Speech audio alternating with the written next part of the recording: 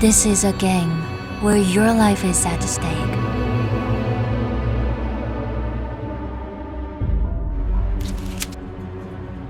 Seven days to break this card or face death.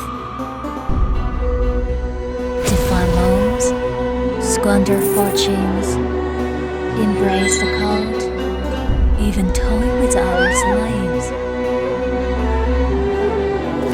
You fancy yourself master of mortal fates, yet never forget the blade above your neck descends closer with each dawn.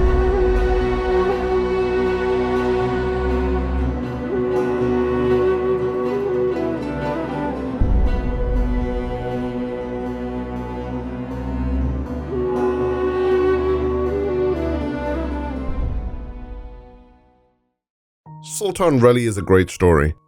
When Munan first wrote it, he was very worried. He kept complaining to me, "Can I even write this? This is too much." Then after 2 months later, that moment came. I wrote a spinning brass XX story.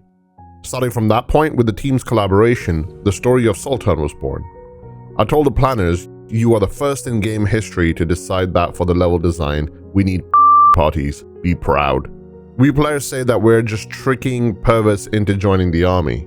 Later, when I was writing, I began to feel a lot of pressure if this content didn't have heavy enough of a story to support it. Writing would feel completely flavorless, and there's this thought that I had that what people love the most isn't just pure If what people loved was just pure then porn games would definitely be the best-selling games, and it's obviously not the case. I think the whole development team, if you told them beforehand, they might not have agreed to it.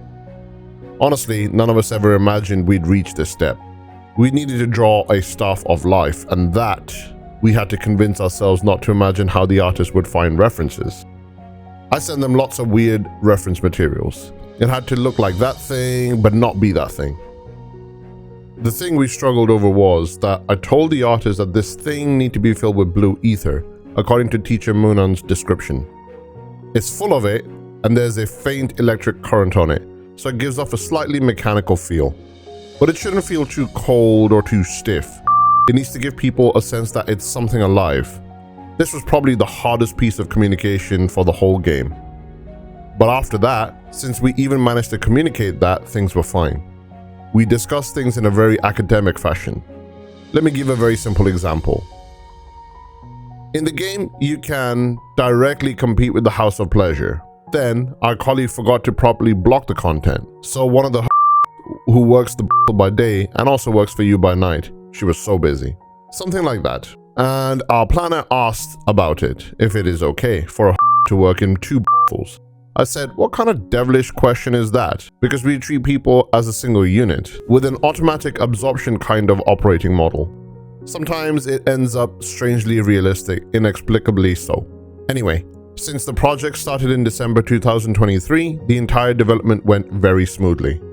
It was completed almost without any rework before the funds ran out. It was practically textbook level project management. As a game packed with moral challenges, I don't want to lecture players in the game, I don't want to preach anything. Some people think killing certain characters doesn't matter, and everyone's view on who it's okay to kill are totally different and wildly varied. When you choose, when your soul becomes stained, you see the true shapes of your soul. You realize deep down which lives you're willing to sacrifice. Alright then, I'll just keep writing. Until you're scared, I'll show you hell. If you've seen hell and not feel a trace of mercy, not a trace of fear, not even a trace of disgust, then go. Then walk into the abyss. If you told me 10 years ago that I'd go to the office, make a cup of tea, open my laptop and write all morning, would I believe it?